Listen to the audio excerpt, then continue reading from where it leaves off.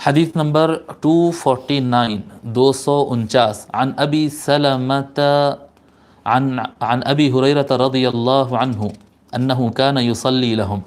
حضرت ابو سلمہ بن عبد الرحمن رضی اللہ تعالیٰ روایت کرتے ہیں، وہ کہتے ہیں کہ حضرت ابو ہریرہ رضی اللہ تعالیٰ عنہ ان لوگ کی امامت کرتے تھے، نماز پڑھاتے تھے۔